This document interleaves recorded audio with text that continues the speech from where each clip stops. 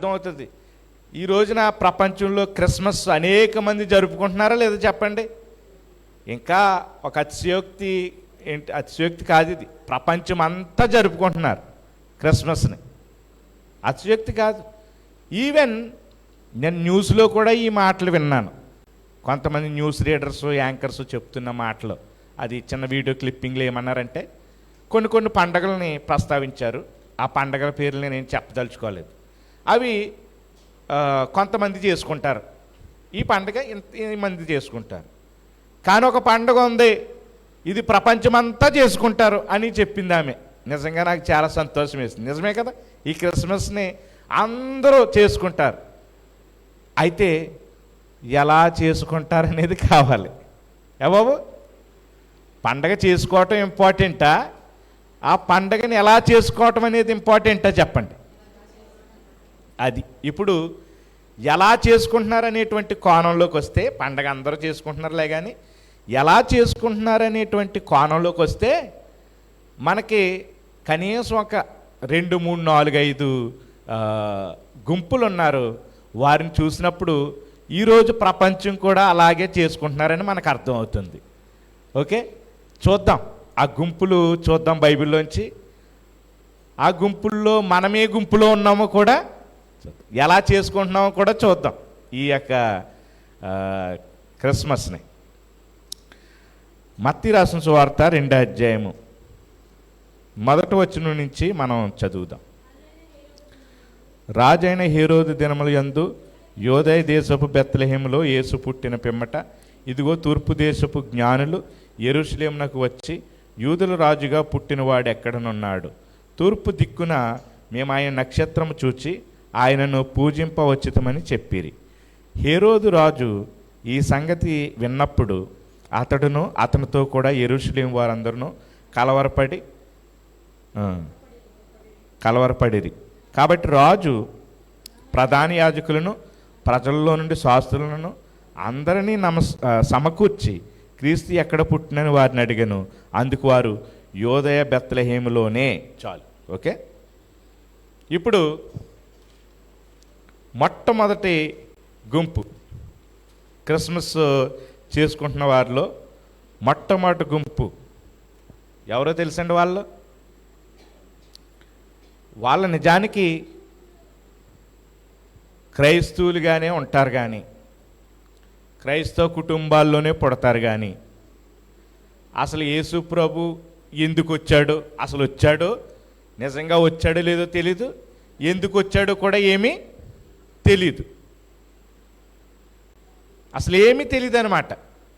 కానీ వాళ్ళు కూడా, మేము కూడా క్రిస్మస్లో ఉన్నామని చెప్పి క్రిస్మస్లో కొంతమంది చేసే పనులు చేస్తా, మేము కూడా క్రైస్తవులమే, మేము కూడా క్రిస్మస్లో భాగమే అని చెప్పుకుంటారనమాట. వాళ్ళు ఎవరు వీళ్ళంటే హేరోదును అతనితో ఉన్నటువంటి యెరూషలేం వారు అందరూ కూడా అనమాట. హేరోదుతో పాటు ఉన్న వాళ్ళు, ఆ యెరూషలేంలో ఉన్న వాళ్ళు అందరూ వీళ్ళని హెరోదీలు అంటారు, ఇంగ్లీష్లో హెరోడియన్స్ అంటారు. వీళ్ళు ఏంటి అని మనం ఆలోచన చేస్తే, హెరోది ఎవడంటే యూదులకు రాజు. యూదులకు రాజు అయినప్పుడు మరి యూదుల గురించి తెలియాలి, అవునా కదా చెప్పండి. యూదుల యొక్క పుస్తకం, పాత నిబంధన 39 పుస్తకాలు తెలియాలో వద్దా? ఒక అధిపతి, ఒక నాయకుడు యూదులకి అని హేరోదుగా ఉన్నప్పుడు మరి యేసుప్రభు ఏంటి, ఆ మెస్సయ్య ఏంటి, ఎలా వస్తాడో, ఎప్పుడు వస్తాడో, ఎక్కడ పుడతాడు, ఎవరికి పుడతాడో, తర్వాత వచ్చి ఏం చేస్తాడో, ఇవన్నీ తెలియాలా వద్దా చెప్పండి. ఒక యూదుల రాజుగా హెరోదు ఉన్నటువంటి ఆయన ఇవన్నీ తెలిసి ఉండాలి అసలు. ఎందుకంటే యూదుల రాజుగా ఒకరోజు ఒక ఆయన అసలైన రాబోతున్నాడు. అప్పుడు బంధకాల నుంచి ఎవరైతే యూదుల్ని అనగదొక్కుతా ఉన్నారో వాళ్ళందరినీ కూడా ఏం చేస్తాడంటే ఆయన విడిపిస్తాడు. మరి అటువంటి అప్పుడు తెలియాలా వద్దా చెప్పండి? తెలియాలి. కానీ ఇతనికి ఏమీ కూడా తెలియదు. ఆలోచన చేయండి. ఈరోజు క్రిస్మస్ని చాలామంది అలా చేసుకోవట్లేదా? అసలు యేసు ప్రభు ఎవరు అనేది తెలుసా? ఎందుకు వచ్చాడనేది తెలుసా? అది ఆలోచన చేయండి. ఇప్పుడు ఇంకా మనం ముందు చూద్దామండి, ముందుకు వెళ్ళిపోదాం. 5వ వచనం నుంచి ఒకసారి చదవండి.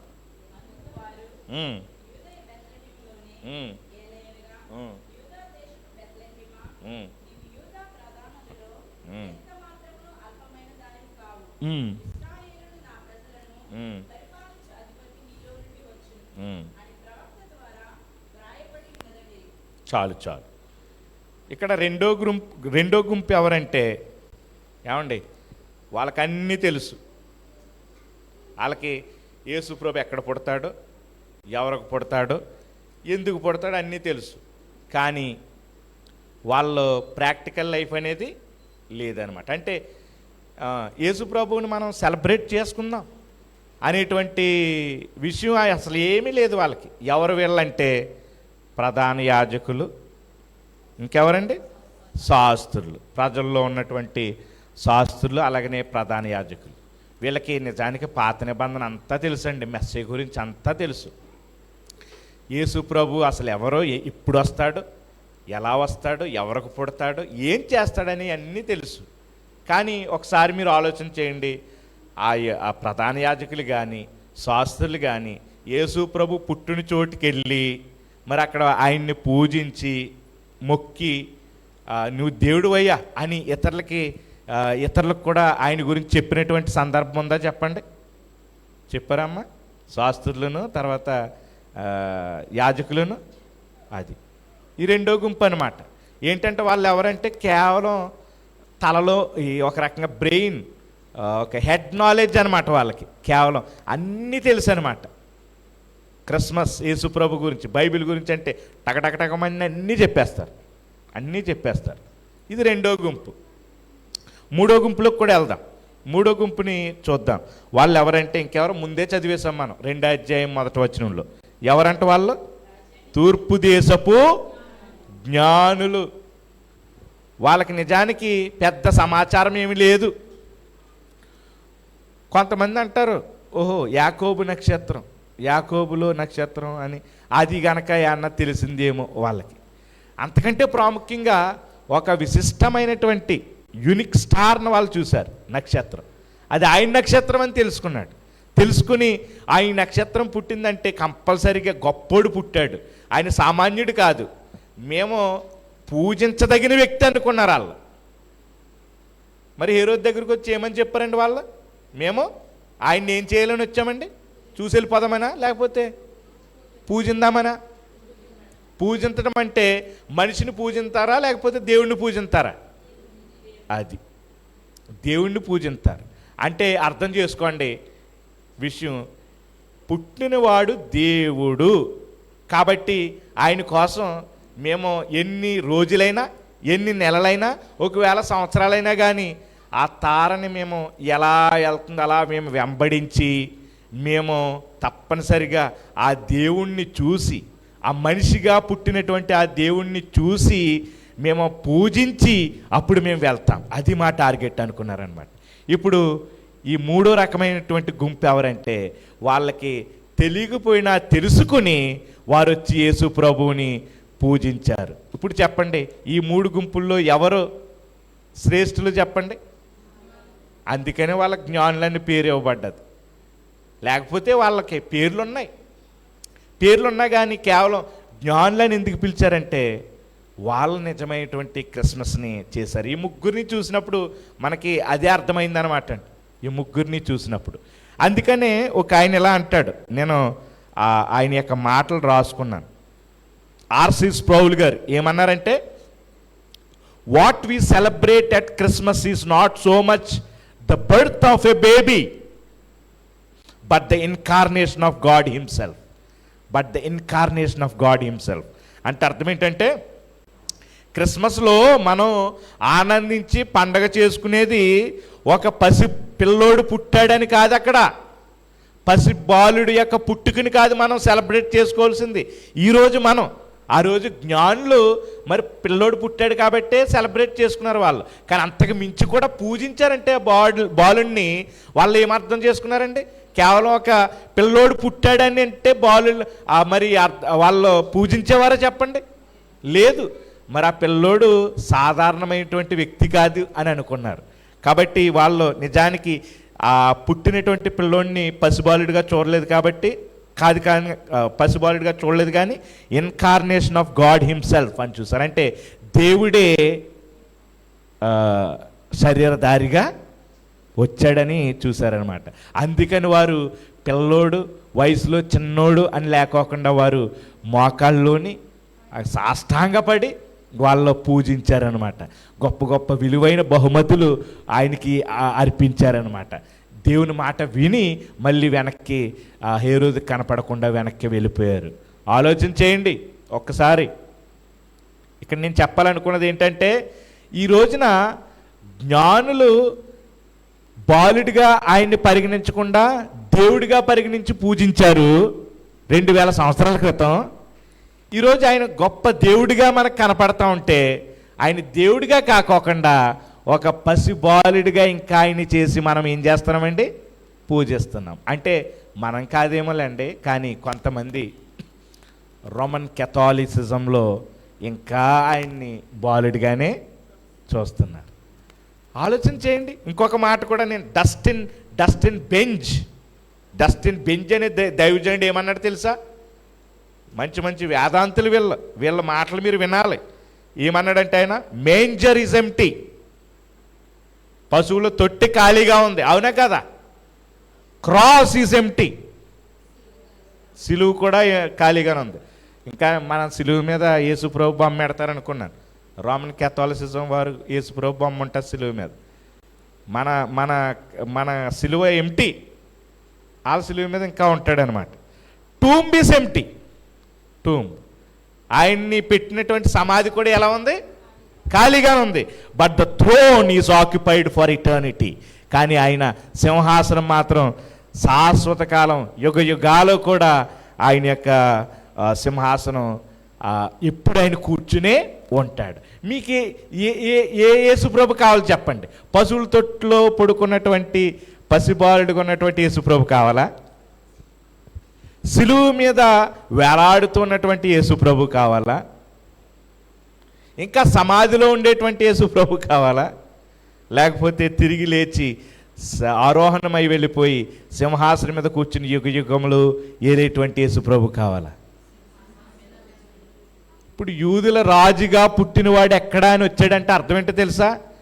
ఈయన బాలుడే కానీ ఆయన యూదుల్ని ఏలేటువంటి రాజు.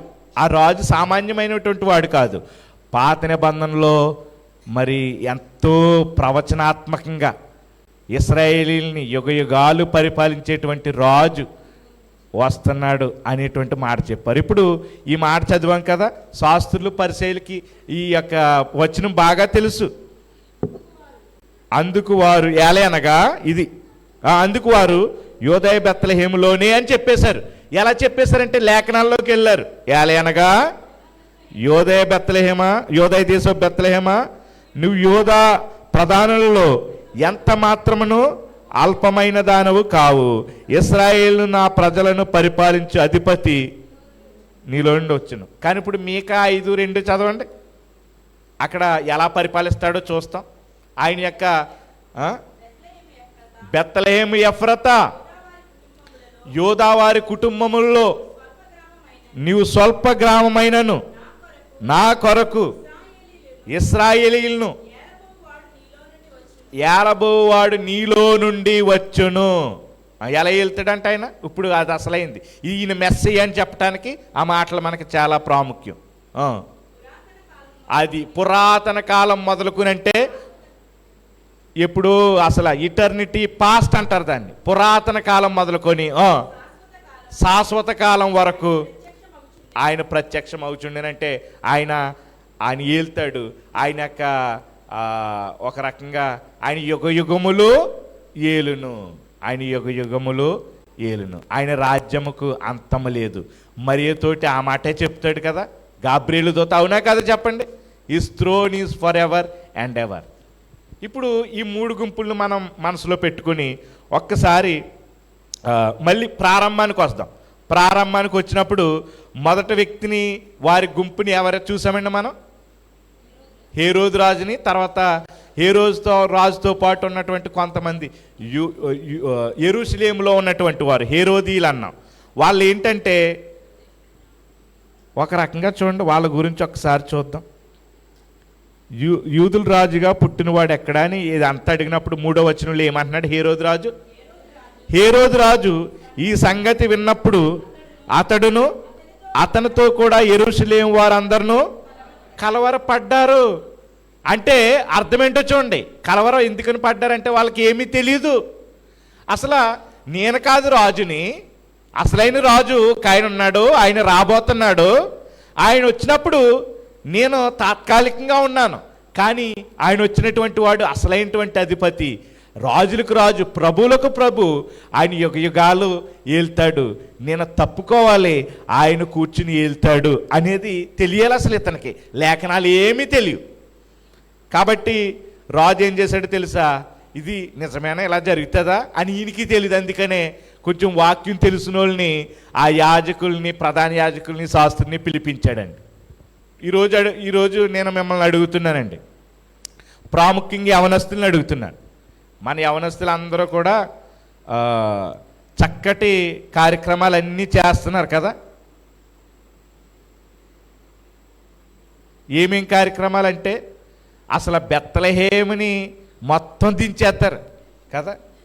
ఇక్కడ మనోళ్ళు, తర్వాత అక్కడ మా వాళ్ళు కూడా, అక్కడ సెంటినరీ జీడియం చర్చ్ వాళ్ళు, ఆ తర్వాత బల్లపేటలో ఉన్నటువంటి అక్కడ కూడా ఏంటంటే మొత్తం పాక, స్టారు, లైటింగ్ ఇవన్నీ చూస్తే నిజంగా వారిని మెచ్చుకోవాలి.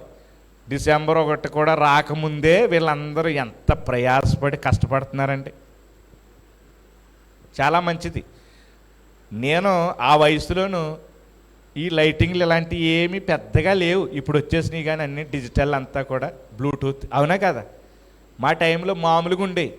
ఆ టైంలో మా సందడి మాది, మేము విపరీతంగా చేసేటువంటి వాళ్ళం. అయితే నా ప్రశ్న ఏంటంటే, ఇవన్నీ చేస్తున్నాం కదా, బెత్లెహేములో ఎలాంటి సీన్ అయితే 2000 సంవత్సరాల క్రితం అవుతుందో అది అందరికీ చూపించడానికి ఇష్టపడుతున్నాం. అయితే దానికి మించి, అది చేయొద్దని అంటలేదు, చేయండి. దానికి మించి మన క్రిస్మస్ గురించి ఏమన్నా తెలుసా, తెలీదా, అది అడుగుతున్నాను. మనం ఏ మాల్లోకైనా వెళ్ళినా, ఏ షాపులోకి వెళ్ళినా వాళ్ళు కూడా క్రిస్మస్ ట్రీ పెట్టేస్తారు, అవునా? మరి స్టార్ పెట్టేస్తారు, అవునా? లైటింగ్ పెట్టేస్తారు. హ్యాపీ క్రిస్మస్, మేరీ క్రిస్మస్, వెంటనే 1+2 ఆఫర్ అని ఇలా పెట్టేస్తారు. క్రిస్మస్ సేల్ కదా. వాళ్ళ ఉద్దేశం వాళ్ళది. ఇప్పుడు వాళ్ళ దగ్గరికి వెళ్ళి అది బట్టలు కొనుక్కోకుండా ఒక నిమిషం ఆగి, అయ్యా ఏంటి అన్నీ పెట్టారంటే హ్యాపీ క్రిస్మస్ అంటారు, మేరీ క్రిస్మస్ అంటాం, ఓకే బాగానే ఉంది అంటాను, కానీ ఏంటి అసలు మీకు తెలుసా దీని గురించి అంటే ఒక్కొక్కరికి అసలు ఏమీ తెలియదు. ఎందుకు ఇలా పెట్టారంటే ఇది క్రిస్మస్ సీజన్ అంటారంతే. ఇంకేమన్నా అడిగితే యేసు ప్రభు, యేసు పుట్టాడు, యేసుబాబు పుట్టాడు. ఇంకా ఏమన్నా అడిగితే ఇంకంతే, ఇంకంతకు మించి లోతు ఏమన్నా తెలుసండి వాళ్ళకి? లోతు ఏమీ తెలియదు. క్రిస్మస్ టైంలో వాళ్ళు చక్కగా వ్యాపారం చేసుకుంటారు, తప్పేమీ లేదు, మనం కొనుక్కుంటున్నాం కాబట్టి వాళ్ళు ఆ విధంగా చేసుకుంటున్నారు, మంచిదే. వీళ్ళు హేరోదు లాంటి వాళ్ళు ఒక రకంగాను క్రిస్మస్కి ఆ విధంగా ఆ యొక్క ఏంటి ప్రయోజనం కోసం అలా చెప్తారు. కానీ సువార్త చెప్పి, సువార్త ద్వారా ఎవరైనా రక్షించబడి యేసు ప్రభుని అంగీకరించి మారుతుంటే మాత్రం వీళ్ళకి ఏమొచ్చేదో చెప్పండి? వీళ్ళకి కలవరం వచ్చింది చూసారా, అలాగే కలవరం వచ్చేది వీళ్ళకి. రాదా చెప్పండి? నా సీట్ ఎక్కడ పోతుందో అని ఎవరండి? హేరోదు రాజు. మరి యూదుల రాజుగా పుట్టినప్పుడు ఈయన సీటుకి టెండర్ కదా అది. మరి యెరూషలేములో ఉన్న వాళ్ళందరూ ఎందుకని కంగారు పడ్డారు? హేరోదీయులు. మరొక నాయకుడు తప్పుకుంటున్నాడంటే ఎంతమంది బినామీలు కొట్టుకుపోతారు అందులో? బినామీలు అంటే ఏం అర్థం అవట్లేదు మీకు? అంటే ఈయన తరపున కొంతమందికి దగ్గర పెడతారనమాట. ఈయన ఉన్నంతకాలమే వీళ్ళందరూ కూడా చక్కగా హాయిగా ఇలా వెళ్ళిపోతుంటారు. ఆయన కనుక గద్దె దిగాడు అనుకోండి, ఏమవుతుంది చెప్పండి? కాబట్టి ఈయన ఉన్నంతకాలమే వీళ్ళందరూ కూడా అనమాట. అందుకని మన రాజు సీట్ ఎగిరిపోతుందంటే వీళ్ళకి కూడా దిగులు ఉంటుందా? అదే అనమాట వీళ్ళ దిగులు అది. కాబట్టి ఈరోజున ప్రపంచంలో కూడా కొన్ని లక్షలేంటి కోట్లు కోట్లు కోట్లు కోట్లు క్రిస్మస్ పేరట బిజినెస్ జరుగుతుంది. కాబట్టి వాళ్ళు అన్నీ స్టార్ ఎట్టి, క్రిస్మస్ తాత బొమ్మ ఎట్టి, తర్వాత పశువులు పాకేసి అన్నీ చేసి ఆ సీన్ అంతా తీసుకొచ్చి హ్యాపీ క్రిస్మస్ అని చెప్తారు. అంతకుమించి వాళ్ళకి ఏమీ తెలియదు. ఒకవేళ యేసు ప్రభుని గురించి మనం సువార్త చెప్పి ఎవరినైనా ఆత్మ సంపాదన కార్యక్రమం చేశామంటే వాళ్ళు మనందరికీ ఎగెయిన్స్ట్ అయిపోతారు. ఎందుకో తెలుసా? మన యొక్క మతం మరుగున పడిపోతుంది. ఇదిగో వీళ్ళ మత ప్రచారకులు వచ్చేసి మతాన్ని మార్చేస్తున్నారని చెప్తారు. ఏమండి, ఒకవేళ యవనస్తులుగా మీరు అంతటితోటే ఆగిపోయారు అనుకోండి, రక్షణ పొందుకోకుండాను, యేసు ప్రభుని అంగీకరించకుండా కేవలం ఈ డిసెంబర్ మాసం వరకే మీరు పరిమితం అయ్యారనుకోండి, ఎలాంటి వాళ్ళంటే హెరోదులు, తర్వాత హెరోదీలు లాంటి వారం అనమాట. అవునా కదా చెప్పండి? ఇంక ఒక మాట మేము లేదు అంతే. యేసు ప్రభువుని నమ్ముకోకుండా ఇవన్నీ కేవలం చేస్తే అదిగో ఆ బయట వాళ్ళు చేసేటువంటి వాళ్ళు మనకి అన్న తేడా ఉందా? లేదు. ఇంకా యూరోపియన్ కంట్రీస్లోకి, వెస్ట్రన్ కంట్రీస్లోకి మనం వెళ్తే, లేకపోతే మిడిల్ ఈస్ట్కి వెళ్ళినా, ఎక్కడికి వెళ్ళినా కానీ ప్రపంచంలో ఎక్కడికి వెళ్ళినా యూరోపియన్ కంట్రీస్ అంటే ఇవన్నీ అనమాట. ఇటలీ, జర్మనీ, తర్వాత ఇవన్నీ పోలాండ్, ఇవన్నీ కూడా యూరోపియన్ కంట్రీస్. అక్కడ కూడా ఈవెన్ బార్స్లో కూడా క్రిస్మస్ ట్రీ ఉంటుంది. పబ్స్లోను క్లబ్స్లోను క్రిస్మస్ ట్రీ ఉంటుంది, స్టార్ ఉంటుంది. వాళ్ళు కూడా హ్యాపీ క్రిస్మస్ అని మందు తాగుతుంటారు ఇలా. ఓకే, హెరోదీయుల బ్యాచ్ అనమాట ఇది. హెరోదీయుల బ్యాచ్, హెరోదీయుల బ్యాచ్ ఏంటంటే నామకార్థంగా అసలు ఆయన ఎందుకు వచ్చాడో తెలీదు. మనకి ఇంటికి పెయింట్ వేసామా అన్నదే అక్కడ సరిపోతుంది. పండగ వచ్చింది, ఏం చేయాలండి? ఇంటికి పెయింట్ వేయాలి. ఈ మధ్య ఎక్కడ చూస్తున్నా కుండమండ అంతా బయటెట్టేస్తున్నారు. ఎందుకు చెప్పండి? పండగ ఇప్పుడు క్లీన్ చేసుకోవాలి. క్రిస్మస్ వచ్చింది అండ్ మామూలుగా క్లీన్ చేసుకోకూడదంటే చెప్పండి? మామూలుగా క్లీన్ చేసుకోవచ్చు. మనకు ఒక ముహూర్తం ఉంది. ఇప్పుడు ఆ ముహూర్తాన్ని ఆ బూజులన్నీ దులపాలి. అప్పుడు వరకు ఆ బూజులు దులపరండి. పండగ పేరుతోటి మనకు మరీ దారుణం. ఒకరోజే అండి, ఒకరోజే, సంవత్సరంలో ఒకరోజే. ఆ రోజు కోసమే పాపం ఎంత దుమ్మెట్టేసి ఎంత పాడైపోయి ఉంటుందో. మిగతా వాళ్ళకైతే నెలకు ఒక పండుగ వచ్చేద్ది, ఎప్పుడు శుభ్రం చేసుకుంటుంటారు. ఇలాగా చేసుకునేటువంటి వాళ్ళు కొంతమంది. పండగ అంటే కేవలం ఇలాగనమాట. కొంతమంది అమెరికాలో కూడా పండగ అంటే ఏంటో తెలుసు, కంపల్సరీ ప్లమ్ కేక్ ఉండాలి వాళ్ళకి. ప్లమ్ కేక్, కాఫీ లేకపోతే దాన్ని ఏమనరు? పండగ అనరు. కొన్ని ఉంటాయి వరుసగా క్రిస్మస్ ట్రీలు గదుల్లో పెట్టుకుంటారనమాట వాళ్ళందరూ, ఒకటి తర్వాత ఒకటి. అది ఆ ఫీల్ని అనుభవిస్తారు. అమెరికా గురించి నేను ఎందుకు చెప్తున్నానంటే, ఇది అమెరికా మతం అంటారు కదా, తెల్లోళ్ళ మతం అంటారు కదా. కాదు, నిజానికి అమెరికా కంటే ముందు భారతదేశంలోకి సువార్త ప్రకటించబడ్డది. ఎవరి ద్వారా అంటే అపోజిట్ అయినటువంటి తోమా ద్వారా. తర్వాత ఎప్పుడో అమెరికా దేశానికి సువార్త ప్రకటించబడింది. అయితే మన దేశంలో సువార్త వ్యాప్తి చెందక అక్కడ మరి వారు వర్ధిల్లి, సువార్తను నమ్మి వర్ధిల్లి ఈ ప్రాంతానికి వచ్చి సువార్త చేశారు. కాబట్టి ఇప్పుడు తెలుసుకున్న వాళ్ళు ఇది తెల్లోళ్ళు మతం అంటున్నారు. నిజానికి యేసు ప్రభు పుట్టింది ఎక్కడో చెప్పండి? అమెరికాలోనా లేకపోతే ఆసియా ఖండంలోనే చెప్పండి? అబ్బా తెలుసు కదా. ఇస్రాయేల్ ఎక్కడుందండి? అమెరికాలోనా లేకపోతే ఏ ఖండంలో ఉంది ఇస్రాయేల్? ఆసియా ఖండంలో ఉంది.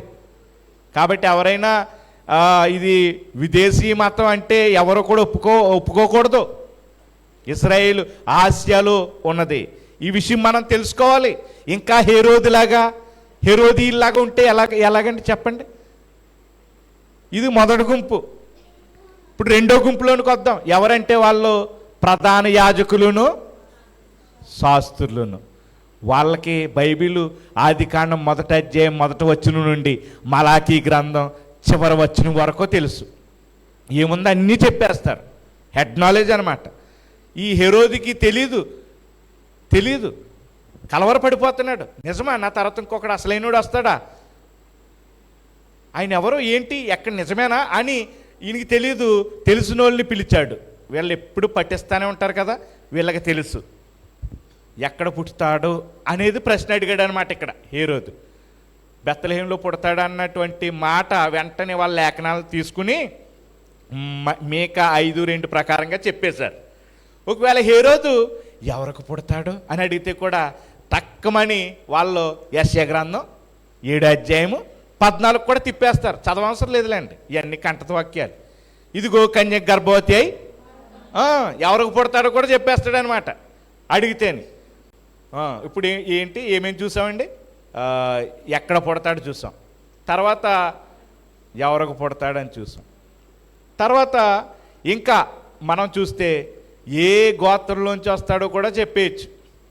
అది ఆదికాండం 49లోనే ఉంటుంది. ఆదికాండం 49, 10, 11 వచనాల్లో యోధాని యాకోబు బ్లెస్ చేస్తూ అంటాడు. ఏంటి, రాజదండం నీ దగ్గర నుంచి పోదు అంటే ఆ రాజులుగా వచ్చిన వాళ్ళు ఏ గోత్రంలోంచి వస్తారండి, యోధా గోత్రంలోంచి వస్తారు. ఎన్ని ప్రవచనాలు ఉన్నాయండి. ప్రవచనాలు వచ్చి నుంచి చదువుతారమ్మా, ఇది తెలియాలి మీకు. ఆదికాండం 49, 10, 11 అనుకుంటాను, చదవండి. షిలోహు వచ్చే వరకు యోధా యొద్ద నుండి, అది ఏ దండం అంటే రాజదండం తొలగదు, అతని కాళ్ళ మధ్య నుండి రాజదండము తొలగదు. అంటే రాజులందరూ కూడా ఏ ఏ ఏ గోత్రంలోంచి వస్తారండి, యేసు ప్రభు కూడా ఏ గోత్రంలోంచి వచ్చాడు, అది. తర్వాత ఎప్పుడు ఆదామవ్వలు పాపం చేసినప్పుడు ఒక గొప్ప వాగ్దానం ఇచ్చాడు దేవుడు. ఆదికాండం 3:15 తప్పనిసరిగా చదవాలి. ఇది యేసు ప్రభు గురించి మొట్టమొదటి వాగ్దానం అనమాట, మొట్టమొదటి ప్రవచనం. ఆదికాండం 3:15 చదవండి. మరియు నీకును స్త్రీకిని, నీ సంతానమునకును ఆమె సంతానమునకును వైరం కలగజేస్తాను. అతను నిన్ను తల మీద కొట్టును, నీవు దానిని మడి మీద కొట్టువని చెప్పు. స్త్రీ సంతానంగా వస్తాడు అనేటువంటిది కూడా ఆదికాండం 3:15లో చెప్పాడు. ఇది గలతీ 4:4లో నెరవేరింది. అంటే ఎప్పుడు వస్తాడో కూడా తెలుసు. అయితే కాలము పరిపూర్ణమైనప్పుడు దేవుడు తన కుమారుడిని పంపెను. ఆయన స్త్రీ యందు పుట్టి, చాలు ఇంకా మిగతా విషయాలన్నీ వద్దు, స్త్రీ యందు పుడతాడు అంటే కన్యక గర్భాన్ని పుడతాడు. ఆయన వచ్చి ఏమేం చేస్తాడో, యెషయా భక్తుడైతే మరి యేసు ప్రభు వచ్చినప్పుడు దీనులకు సువార్త అని, చెరలో ఉన్న వాళ్ళని విడుదలని, ఇవన్నీ కూడా చాలా చాలా చాలా వచనాలు అన్నీ తెలుసు వీళ్ళకి, అన్నీ తెలుసు. ఒక ఆయన అన్నాడు, ఏమన్నా తెలుసా, ఆయన అంటమే కాదు, భౌగోళిక స్థితిని చూస్తే, మ్యాప్ని చూస్తే హెరోదు యెరూషలేములో ఉన్నటువంటి హెరోదు దగ్గర ఉన్నటువంటి యాజకులు, ప్రధాన యాజకులు, శాస్త్రులు, తర్వాత బెత్లెహేము, మీరు చిన్న పట్టం వెనకాల ఉంటుంది, చూస్తే 5 మైళ్ళు దూరమే. ఎన్ని మైళ్ళు దూరం అండి, 5 మైళ్ళు దూరం. అంటే ఇక్కడి నుంచి లక్వారమో లేకపోతే అంతే కదా, ఇక్కడి నుంచి మన రేవుకడం దూరం, వాకబుల్ డిస్టెన్స్. ఆ రోజుల్లో అది పెద్ద దూరమేం కాదు. మరి మీరే చెప్పండి, ఎంత తెలిసి ఆయన మామూలుడు కాదు, దేవుడు అని తెలిసి, దేవుడు పుడుతున్నాడు మనిషిగా అని తెలిసి వెళ్ళి ఆయన్ని సందర్శించి పూజించినట్టుగా ఏమైనా దాఖలాలు ఉన్నాయా చెప్పండి, ఏమైనా దాఖలాలు ఉన్నాయా? లేవు. శాస్త్రులు కానీ లేకపోతే ప్రధాన యాజకులు కానీ ఆయన దగ్గరికి వెళ్ళటం అనేటువంటిది లేదు, పూజించలేదు. ఈరోజు క్రైస్తవుల్లో కూడా చాలామంది ఈ కేటగిరీకి చెందినటువంటి వారు ఉన్నారు. వాళ్ళు ఎలా ఉంటారు చెప్పనా, మనం చూసాం వాళ్ళని. ఎలాగంటే వాళ్ళకన్నీ తెలుసు, దేవుని యొక్క వాక్యం అన్నీ తెలుసు. అసలు ఒక ఆయన్ని నేను చూశాను అన్నమాట, ఎప్పుడు చర్చికి రాలేదు ఆయన, ఎప్పుడు కూడా చర్చికి రాలేనటువంటి ఆయన. ఆయన అంటున్న మాట ఏంటంటే అన్నీ చెప్పేస్తున్నాడు. ఆయన ఎలా చెప్తున్నాడంటే కొంచెం నాకు వెంటంటే ఫన్నీగా కూడా అనిపిస్తుంది అనమాట. అంటే కంటెంపరీ విషయాల్లాగా చెప్తున్నాడు ఆయన. ఆ, మొట్టమొదటిగా మత్తు ఇంజక్షన్ ఇచ్చింది ఎవరో చెప్పు అన్నాడు. బైబిల్లో మొట్టమొదటిగా మత్తు ఇంజక్షన్ ఇచ్చింది ఎవరో చెప్పు అన్నాడు. అని నాకు ఏం అర్థం అవట్లేదు. దేవుడే అనస్థీసియా చేశాడని ఏదో అంటున్నాడు. నిజమే కదా అన్నాడు. మొట్టమొదటిగా సర్జరీ చేసింది ఎవడో చెప్పు అంటున్నాడు. మళ్ళీ ఎవరండి? దేవుడే. ఎవరినో తెలుసా? ఆదాముని అని ఇవన్నీ చెప్తున్నాడు అనమాట. వెరైటీగా చెప్తున్నాడు. అసలు భూమి వేలాడుతుంది ఇలాగా గుండ్రంగా ఉండని ఎవరు చెప్పారు చెప్పు. అవన్నీ సైంటిఫిక్గాను ఫిలసాఫికల్గా అన్నీ చెప్పేస్తున్నాడు. యేసు ప్రభుకి ఎక్కడ బాప్తిస్మ ఇచ్చారు చెప్పు, ఎవరిచ్చారు చెప్పు, ఇవన్నీ అనమాట వరుసగా టక చెప్పేస్తున్నాడు. ఇవన్నీ బాగానే ఉన్నాయి. మరి గుడికి ఎందుకు రావని అడుగుదామనుకున్నాను నేను, కానీ అడగలేదు. నేను పెద్దోడు కదా, అడగలేదు. అడగాలి ఇంకా అలాంటి వాళ్ళని. రావాలి. ఆలోచన చేయండి. వీళ్ళు మరి శాస్త్రులు ప్రధాన యాజకులు అనలేము వీళ్ళని. ఏమండి అంటామా, అనాలా వద్దా చెప్పండి. నేను అంటాను, హెడ్ నాలెడ్జ్ ఉంది, అది ఇక్కడి వరకు రాలేదు. అలాంటి వాళ్ళు ఎవరో కూడా ఉండకూడదు ఈరోజు. ఏమండి వాళ్ళ గురించి కూడా చెప్పాలి మీకు. శ్రద్ధగా వినండి, కునిపాట్లు పడుకోకుండా. వాళ్ళు ఏమంటారు తెలుసా అండి? విశ్వాసం అనేది ఎక్కడుంటే సరిపోద్ది? మన మనసులో ఉంటే సరిపోదా? మనం అక్కడి వరకు వెళ్ళాలా? ఎన్ని లాజిక్లు వీళ్ళకి, ప్రపంచంలో వీళ్ళకున్న లాజిక్లు వేరే వాళ్ళకి ఎవరికి ఉండవు. మనసులో ఉంటే సరిపోదా? గుడికి వెళ్ళాలేంటి? దేవుడు అంతటా ఉండడా? ఒక చోటకే వెళ్ళాలా? ఇదనమాట. ఎన్ని విపరీతమైనటువంటి ప్రశ్నలు అంటే ఎవరికైనా జవాబులు చెప్పొచ్చు, కానీ ఇలా వితండవాదం చేసే వాళ్ళకి మనం చెప్పలేం. తర్వాత ఇంకా కంప్లైంట్లు ఏంటంటే, గుడికి వెళ్ళినోడు అక్కడ మంచోడిని చూపించు అంటారనమాట. అయ్యి బాబోయ్, గుడికి వెళ్ళినోడిని అంటున్నాడు. అసలు నేనే మంచోడిని కాదురా బాబు, ఇప్పుడు నా మీద పడతాడేమీ అని అనుకున్నాను నేను. ఎందుకంటే నేను మంచోడిని కాదు అసలు. అలాంటి దరిద్రుణ్ణి, అలాంటి భయంకరమైన దుర్మార్గుడిని దేవుడు నన్ను రక్షించాడు. అంటే స్వనీతితోటి నేను మంచోడిని, అలాంటి చెడ్డోళ్ళ దగ్గరికి వెళ్తే నేను పాడైపోతాను అనుకుంటున్నాడా ఏంటి? ఒక్కడ మంచోడిని చూపించండి గుడికి వచ్చినోడిని. ఆడిలాగా అంటాడు. అవి చెప్పకూడదు కూడా మాటలు. అమ్మ బాబు, ఎంత భక్తిపరుడువా నువ్వు, ఎంత నీతిపరుడువా నువ్వు అని అనుకుంటామన్నమాట. శాస్త్రులు, తర్వాత ప్రధాన యాజకుడు అనమాట. బిల్లీ గ్రాహం గారితో ఇలాగే ఒక ఆయన వాదించాడంట. ఏమనంటే, యావయ్య చర్చికి ఎందుకు రావు అని అంటే, అమెరికాలో చర్చిలో చాలా గొడవలు ఉన్నాయండి, చాలా గొడవలు ఉన్నాయి. నేను అలాగే వెళ్ళి ఆ చర్చిలో నేను కూడా ఇంకొక రకంగా ఈ గొడవల్లో ఇన్వాల్వ్ అయ్యి నేను నా మనసు పాడు చేసుకోను అని ఏదో చెప్తున్నాడంట. అప్పుడు నీవు ఆ బిల్లీ గ్రహం గారు అన్న మాట ఏంటి తెలుసా? సంఘం ఇంకా ఎలా ఉందంటే, ఎఫెసీ పత్రికలో మనం చూస్తున్నాం కదా, ఇంకా ఎదుగుతూ పరిపక్వత చెందుతూ ఉంది సంఘం. అవునా కదా? సంఘం ఎదుగుతూ పరిపక్వత చెందుతూ ఉంది, ఇంకా పర్ఫెక్ట్ కాలేదు. కాబట్టి ఒరే, నువ్వేదో పరిశుద్ధుడిగా నీతిమంతుడిగా అనుకుంటున్నావు. ఒకవేళ నీవు గనక చర్చిలోకి వెళ్తే అక్కడ మొట్టమొదటి ప్రాబ్లం నీ నుంచే స్టార్ట్ అవుతుంది అన్నాడు బిల్లీ గ్రహం గారు. నువ్వేమి అలాగ అనుకోకు, ఒకవేళ నువ్వు కూడా చర్చికి వెళ్తే సమస్య నీ దగ్గర నుంచి కూడా స్టార్ట్ అవుతుంది అన్నాడు. కాబట్టి సంఘాల్లో ప్రాబ్లమ్స్ ఉన్నాయి, సంఘాల్లో ఇటువంటి సమస్యలు ఉన్నాయి, సంఘాలకు వచ్చేటువంటి వారు ఇటువంటి వారు. కాబట్టి నేను ఆ చర్చికి రాను అనుకున్నటువంటి వాడు పర్ఫెక్ట్ నీతిమంతుడు అనుకోకండి, భక్తిహీనుడు అనుకోకండి. అతడు ఎవరంటే ఒక రకంగాను స్వనీతిపరుడు. శాస్త్రులు, ప్రధాన యాజకుల్ని మనం చూస్తే యేసు ప్రభు వారిని చూసి ఏమన్నాడు చెప్పండి? గట్టిగా, మీరు సున్నం కొట్టిన సమాధులు అన్నారు. సున్నం కొట్టిన సమాధులు అన్నారు.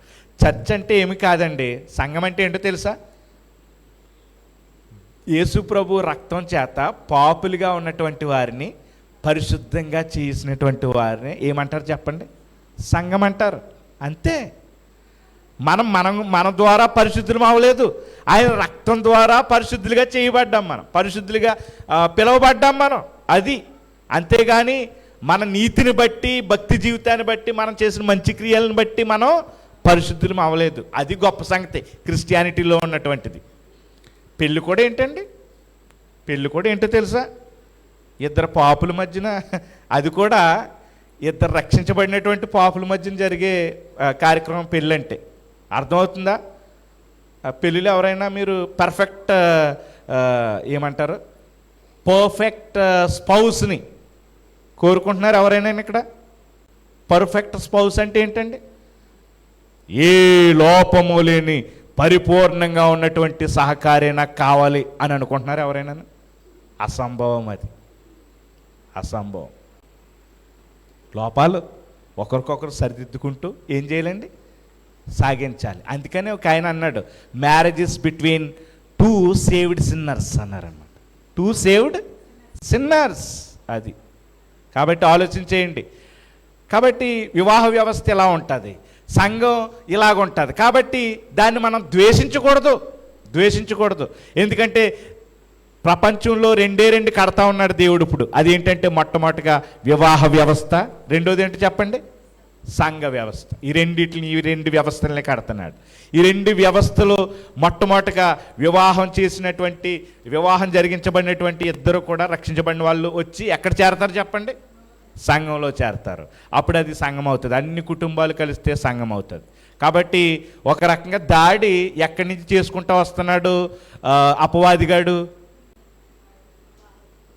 వివాహం నుంచి చేసుకుంటూ వస్తున్నాడు. భార్యాభర్తల మధ్య చేసుకుంటూ వస్తున్నాడు అనమాట. ఎందుకని అలా చేసుకుంటూ వస్తున్నాడు దాడి?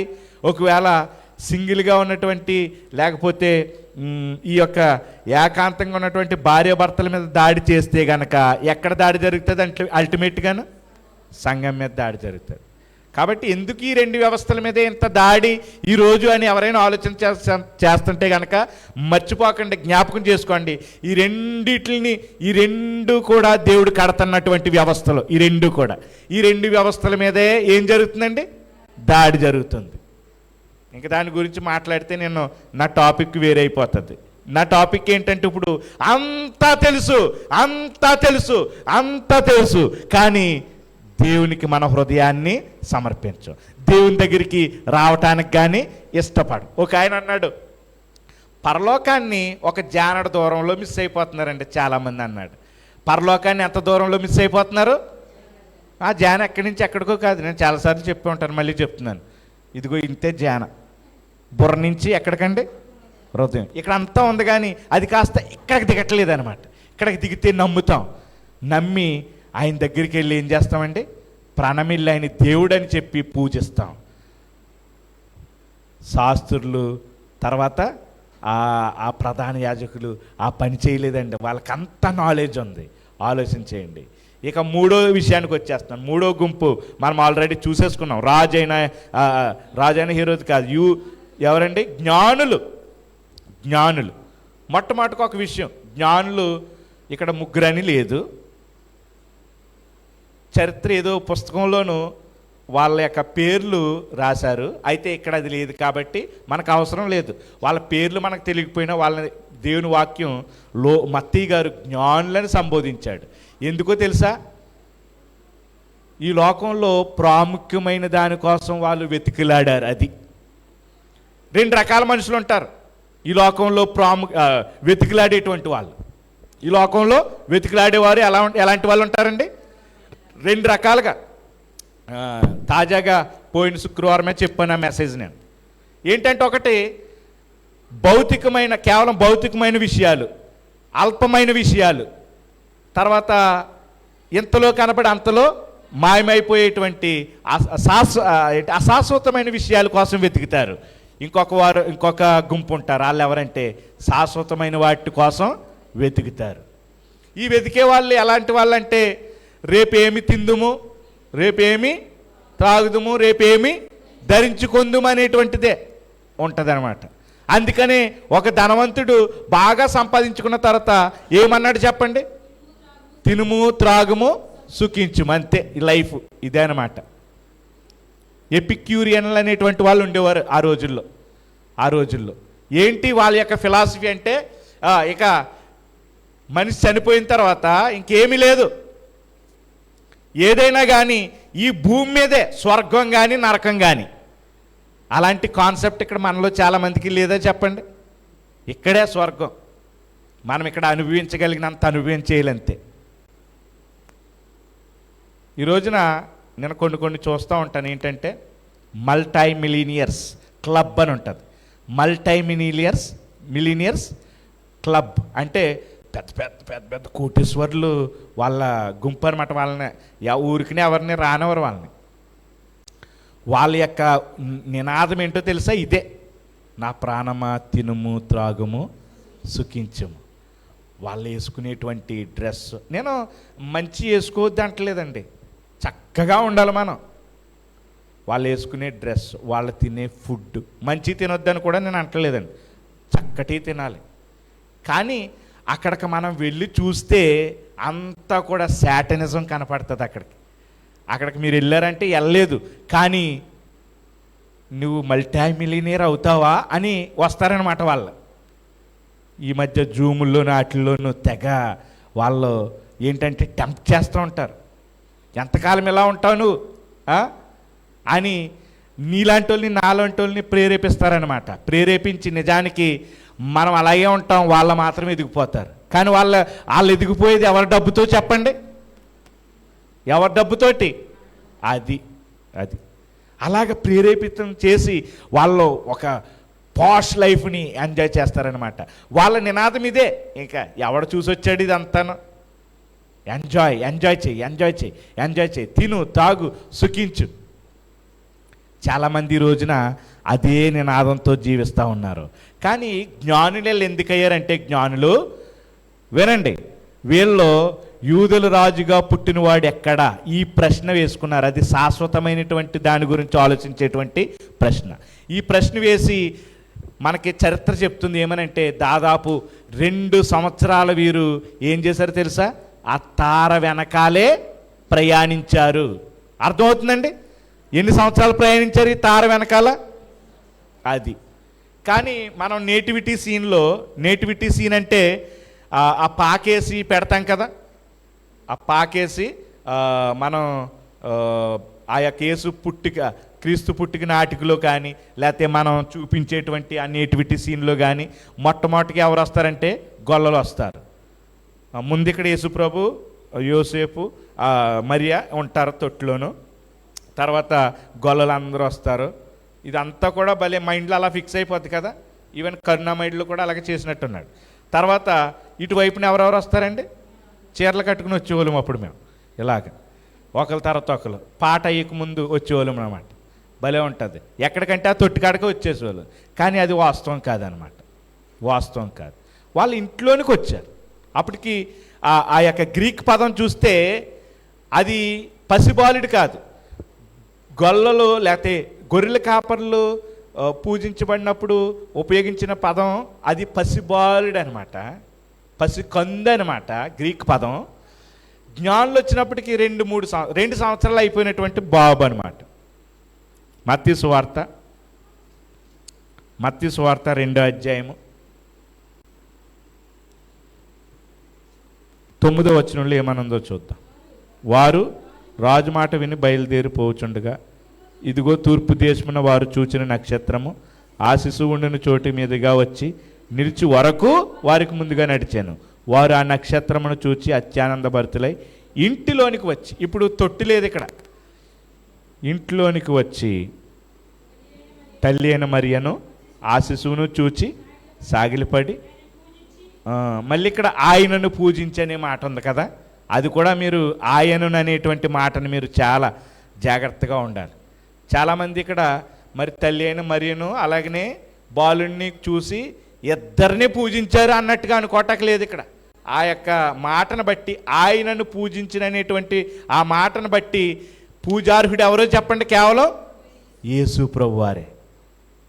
మరియమాత లేకపోతే దేవుని తల్లి, ఇంకా ఇవన్నీ ఈ వేరే ఛానల్లో పెట్టినప్పుడు ఈ రోమన్ క్యాథలిక్ వారి యొక్క భజన అంతా కనపడుతుంటుంది. ఆ భజన చూస్తుంటే మరియమ్మని ఏ విధంగా వాళ్ళు అడోర్ చేస్తారో, ఏ విధంగా వెనరేట్ చేస్తారో చూసినప్పుడు అయ్యో నిజంగా ఎంత దారుణం. ఆయనను పూజించారు తప్ప వారిద్దరిని పూజించలేదు, వారిని పూజించలేదు. చాలా జాగ్రత్తగా గమనించండి. ఒకవేళ మన ఇంట్లో మరియమ్మ యేసేపు ఈ యొక్క యేసు ప్రభు బాలుడిగా ఉంటే ఆ ఫోటోలు తీసేయటం మంచిది. ఎంతకాలం ఇంకా ఈ విషయాలు ఒకప్పుడు తెలియక బుక్ స్టాల్లో కొనేసాం, మేమో అమ్మేసేవాళ్ళం. అవి బుక్ స్టాల్ ఉండేది కదా మాకు, ఎంత గిరాకీయో మనకి. ఎందుకంటే మనకు ఆ బొమ్మలో పూజించే అలవాటు కదా మన రక్తం అంతాను. కాబట్టి అవి తెచ్చుకునేవాళ్ళం అనమాట. కానీ ఇక్కడ మనకు అర్థమైపోయింది ఏమనంటే బాలుణ్ణి వారు వాళ్ళు 2 సంవత్సరాలు వారు ప్రయాసపడ్డారు. అంటే వారి కుటుంబాలని వదిలేశారండి. కుటుంబాలు మరి ఉన్నాయో లేవో నాకు తెలియదు, కానీ 2 సంవత్సరాల ప్రయాణం అండి. 2 సంవత్సరాల్లోనూ ఎంత కష్టపడి ఉంటారు, ఎంత డబ్బు ఖర్చు పెట్టి ఉంటారు, మరి ఎక్కడెక్కడ పడుకుని ఉంటారు, నిజంగా ఎంత ఖర్చు చేసి ఉంటారు, ఎంత త్యాగం చేసి ఉంటారు. ఇటర్నల్ థింగ్స్ కోసం ఆలోచించారు, అది శాశ్వతమైన వాటి కోసం ఆలోచించారు. అది ఈరోజు మనం చేయవలసిందండి. మనం ఆ క్రిస్మస్ ట్రీ కాడ, క్రిస్మస్ ఆ పాక దగ్గర, లైటింగ్ దగ్గర, స్టార్ దగ్గర, కేక్ దగ్గర ఆగిపోకూడదు. దానికి మించి మనం వెళ్ళాలి. జ్ఞానులు ఏ విధంగా అయితే పరిశోధన చేసి వెళ్ళారు. ఒక యవనస్తుడు పరుగున వచ్చి అడిగిన ప్రశ్న ఏంటో చెప్పండి. ప్రభువా నాకు రేపు ఏ కూర ఉంటుంది అన్నాడా? పండక్కి నాకు ఏ బట్టలు వస్తాయి అన్నాడా? ఇదే కదా చిన్నప్పుడు నా పరిస్థితి అంతే. పండక్కి నాకు ఇష్టం వచ్చిన బట్టలు కొనాలి, మీ బడ్జెట్లో కొంటే కుదరదు నాకు. ఇదే ఎక్కువ. పండక్కి ఏమేం కావాలి అన్నీ కూడా భౌతికమైనటువంటివే. కానీ ఇక్కడ యవనస్తుడు వచ్చి నిత్య జీవానికి వారసుడు అవటానికి నేనేం చేయాలి అని అడిగాడు. ఈరోజు జ్ఞానులు అలాగనే యవనస్తులుగా ఉన్నటువంటి మీరు అటువంటి ప్రశ్నలు వేసుకుని ఆ ప్రశ్నలకు సమాధానాలు రాబట్టుకోవాలి. జ్ఞానుల్లాగా ఉండాలి. ఇంకా ఎంతకాలం ఈ భౌతికమైనటువంటి వాటి కోసమే ప్రశ్నలు వేసుకుంటూ వీటిని సాధించుకోవటం అండి? ఎస్, నేను కాదంటలేదు. నెక్స్ట్ నేను తర్వాత ఏం చదవాలి, ఏ గ్రూప్లో జాయిన్ అవ్వాలి, మంచిదే. నేను తర్వాత ఏ ఉద్యోగం చేయాలి, మంచిదే కదా. ఏ ఇంటర్వ్యూకి అటెండ్ అవ్వాలి, ఏంటి, నేను ఎవరిని పెళ్లి చేసుకోవాలి, ఇంపార్టెంటే కదా. అన్నీ ఇంపార్టెంట్, నేను కాదంటలేదు. కానీ అంతకంటే ప్రాముఖ్యమైనది ఏంటో తెలుసా? నేను ఎక్కడి నుంచి వచ్చాను, నేను మొన్న ఆ ప్రశ్నలు వేశాను. నేను ఎవరిని అసలు, నేను ఇక్కడ ఎందుకున్నాను, తర్వాత నేను చివరికి ఎక్కడికి వెళ్తాను. ఇది దేవుని వాక్యంలోనే వీటన్నిటికీ సమాధానం ఉంది. నేర్చుకోండి, చదవండి. వీటికి గనక సమాధానం దొరికిందంటే నిజ జీవితంలో మీకు శాంతి సమాధానం దొరికినట్టే. ఆమేన్. ఇక నేను ఎక్కువ చెప్పను, ముగించేస్తాను. ఈ లోకం చూస్తే గనక మిమ్మల్ని మీకు ఇచ్చే మోటివేషనల్ క్లాసులు కానీ, జూమ్లో ఇచ్చే మోటివేషనల్ క్లాసులు కానీ, ఈవెన్ పాస్టర్లని మమ్మల్ని కూడా అట్రాక్ట్ చేస్తున్నారు వీళ్ళు. ఎంతకాలం ఇంకా నువ్వు ఇలాగా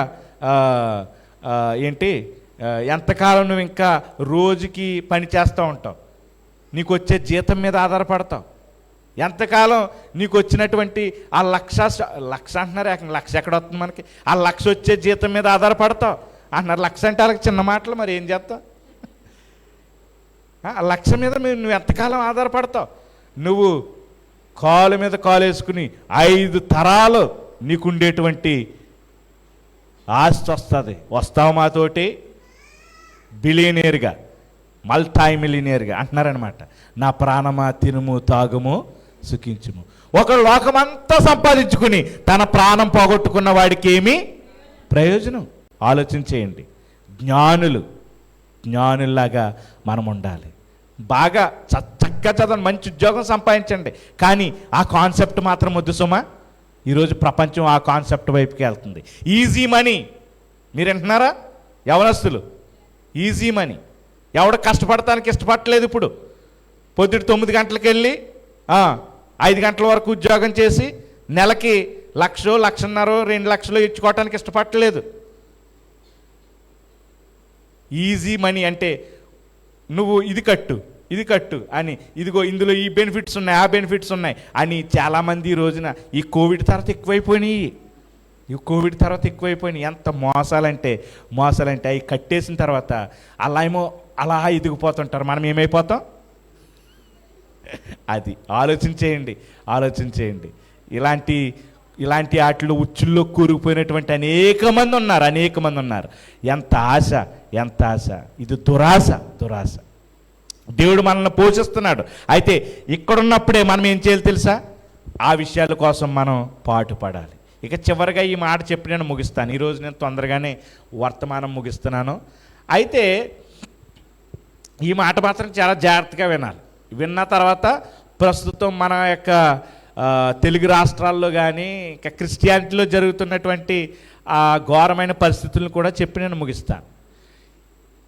మీకు విషయం చెప్తున్నాను. ఈ తార నక్షత్రం జ్ఞానుల్ని నడిపించింది కదా.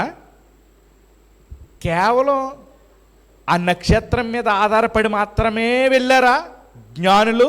లేకపోతే మధ్యలో ఏదైనా ఇన్సిడెంట్ జరిగిందా? చెప్పాలి మీరు గట్టిగా.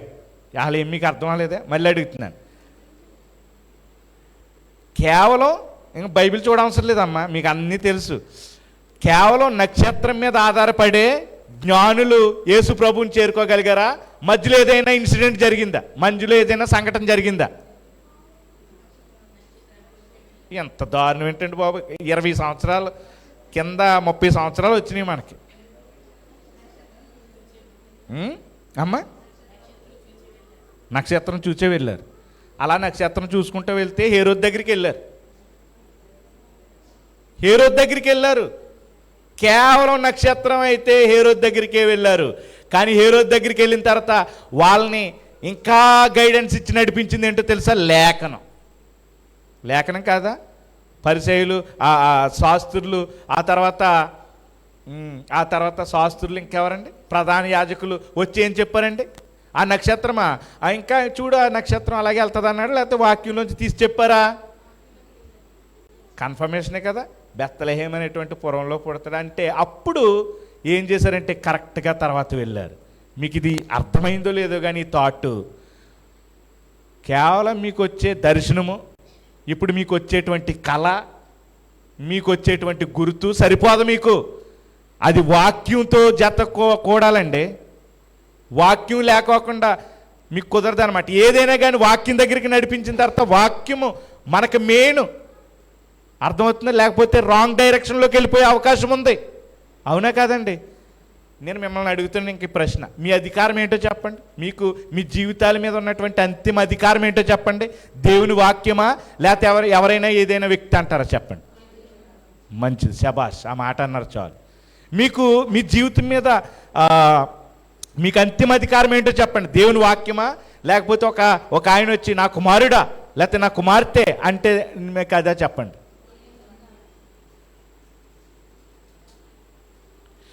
మీకు అంతిమ అధికారం మీ యొక్క దేవుని వాక్యమా, లేకపోతే నిన్న రాత్రి వచ్చిన మీ కళ? చెప్పండి. ఒక ఆయన అన్నాడు, ఏమన్నా తెలుసా అండి? ఏదైనా ప్రైవేట్ రెవల్యూషన్ అంటే అర్థం ఏంటో చెప్పండి. కళ, దర్శనం, లేకపోతే వేరే వ్యక్తి యొక్క వారు నా గురించి చెప్పినటువంటిది ఏదైనా అది కావచ్చు. ఆ ప్రైవేట్ రెవల్యూషన్ అనేటువంటిది ఒకవేళ వాళ్ళు చెప్పింది దేవుని యొక్క వాక్యంతో గనక, దేవుని వాక్యానికి సరిగా ఉంటే గనక, వాళ్ళు చెప్పేటువంటి ఆ యొక్క ప్రవచనం కానీ, లేకపోతే నాకు వచ్చిన కళ కానీ, నాకు వచ్చిన దర్శనం కానీ అవసరం లేదు. ఎందుకంటే ఆల్రెడీ ఎందులో ఉంది? అది వాక్యంలో ఉంది. మరి మీకు ఎంతవరకు అర్థమైంది? కానీ అది ఆల్రెడీ వాక్యంలో ఉంది కాబట్టి ఆ కళ, ఆ దర్శనము, ఆయన చెప్పినటువంటి ఆ ప్రవచనం నాకు అవసరం లేదు. ఎందుకో చెప్పండి? ఆల్రెడీ వాక్యంలో ఉంది.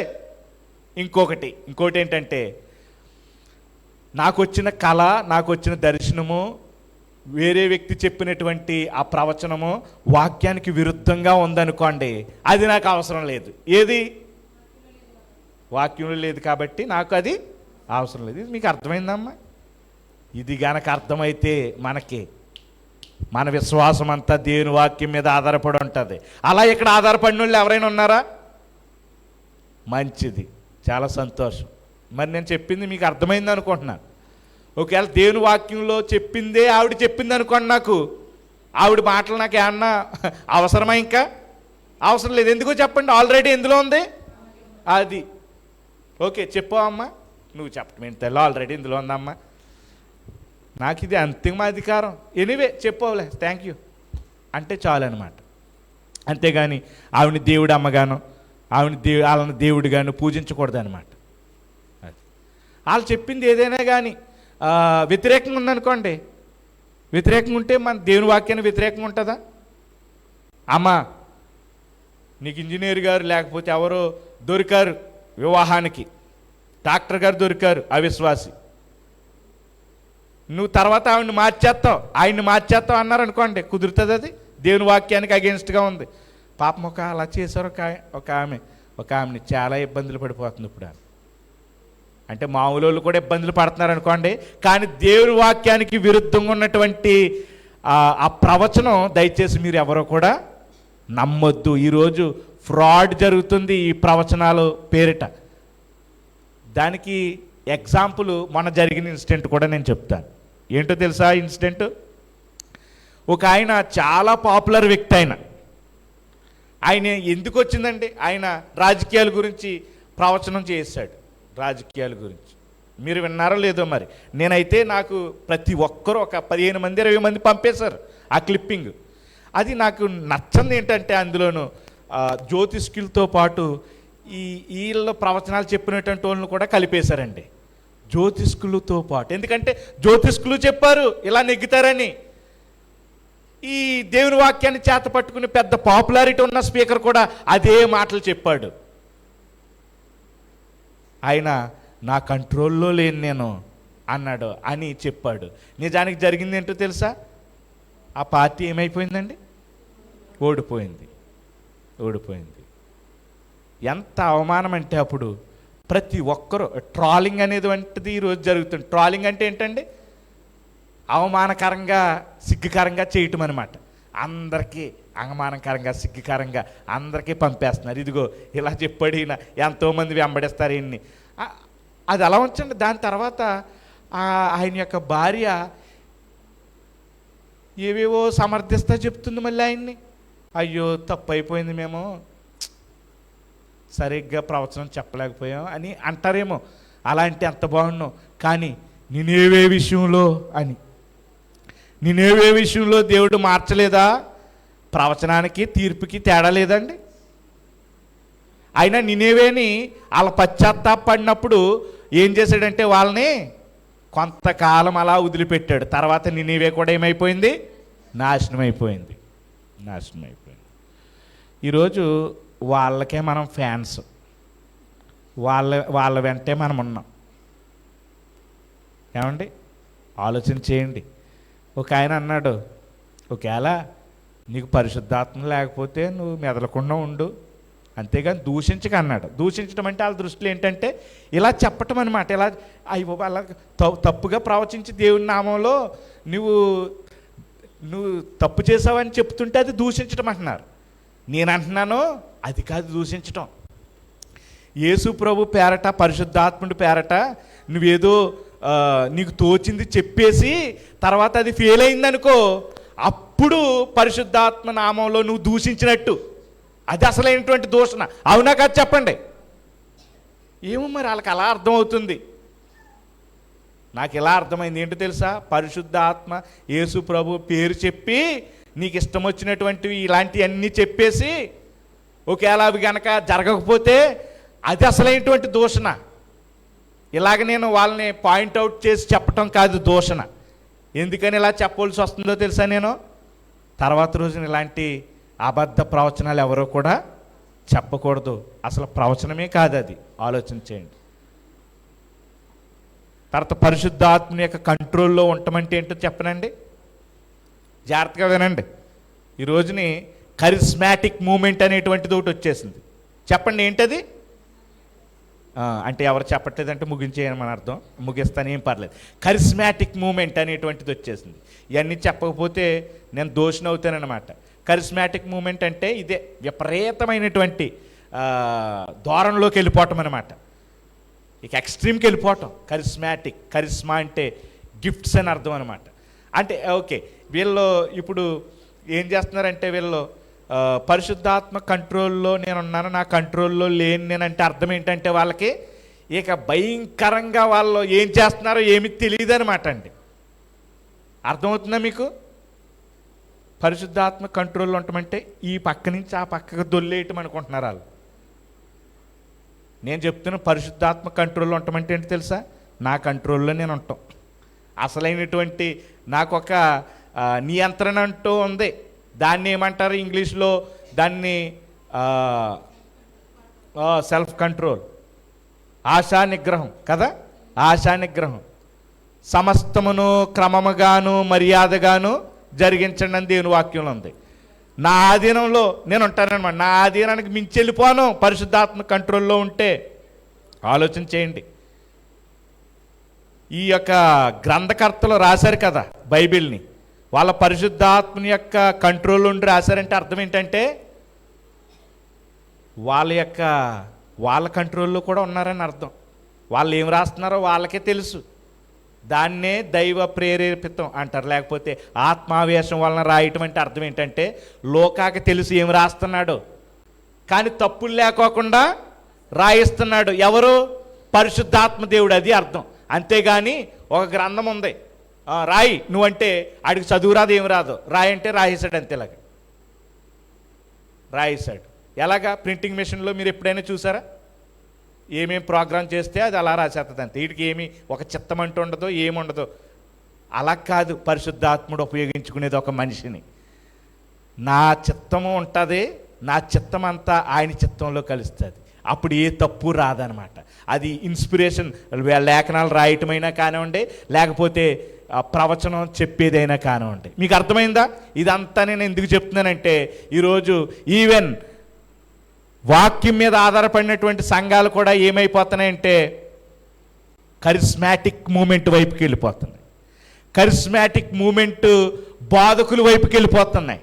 కరిస్మాటిక్ మూమెంట్ వాళ్ళు ఏం చేస్తున్నారంటే క్రౌడ్ పుల్లింగ్ అనమాట. వాళ్ళు ఎవరండి? Crowd pulling.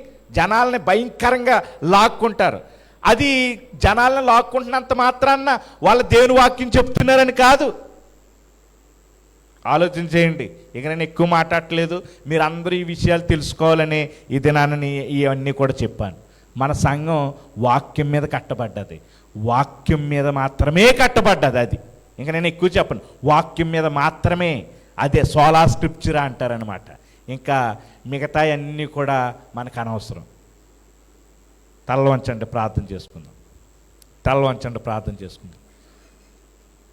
ప్రార్థన చేసుకునే ముందు ఈరోజు క్రైస్తవులు 3 గుంపులుగా ఉంటారని చూసాం.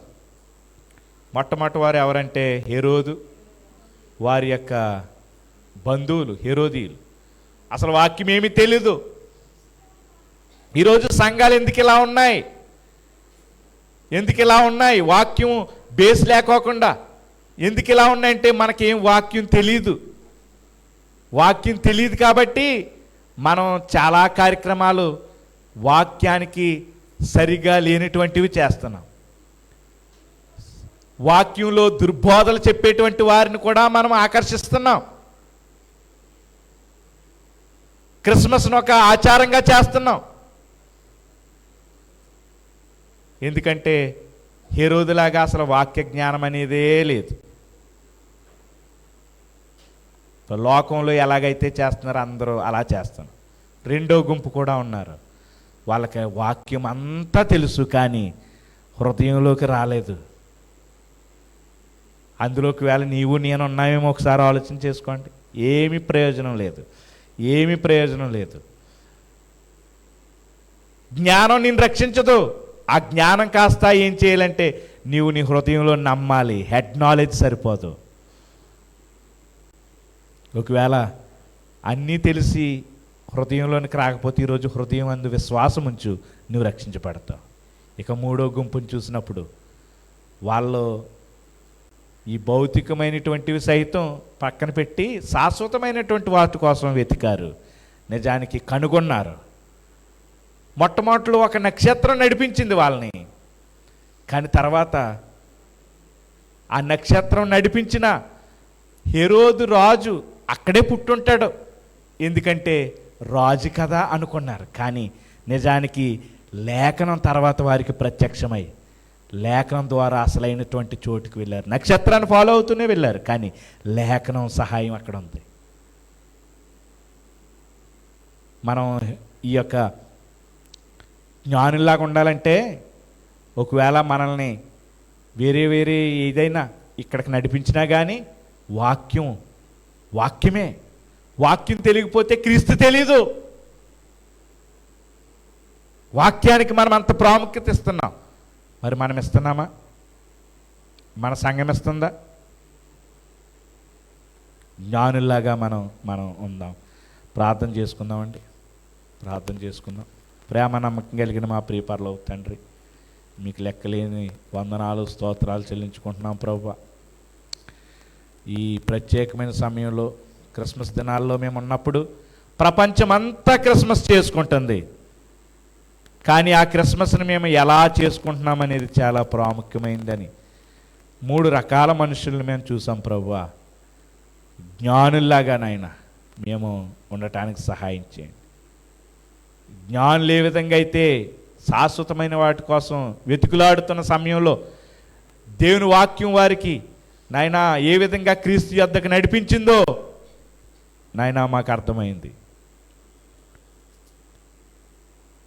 వాక్యానికి తప్ప మేము దేనికి కూడా ప్రభు ప్రాధాన్యత ఇవ్వకోకుండా మీరు సహాయం చేయండి. అవునైనా సంఘంలోనికి పితృపారంపర్యాచారాలు వచ్చేసాయి. సంఘంలోనికి ప్రభువా వేరే దుర్బోధలు వచ్చేసాయి. సంఘంలోనికి దుర్బోధకులు వచ్చేశారు. మీ వాక్యం ద్వారా నాయన వాటినన్నిటినీ పాలద్రోలండి. నీ వాక్యం ద్వారా నాయన మరి వాటన్నిటిని కూడా తరిమి కొట్టండి ప్రభువా. మీ సంఘంలో నీ వాక్యం మాత్రమే అంతిమ అధికారంగా ఉండాలి. మా అందరికీ నాయన, అందరికీ ఆ విధంగా నాయన మాకు సంఘం ముందుకు సాగిపోవడానికి సహాయం చేయమని మరొకసారి మమ్మల్ని మీ కృపాస్థలకు అప్పగించుకుంటూ మా ప్రభువును రక్షకుడని యేసు నామములో ప్రార్థిస్తూ వేడుకుంటున్నాం మా పరమ తండ్రి. ఆమేన్.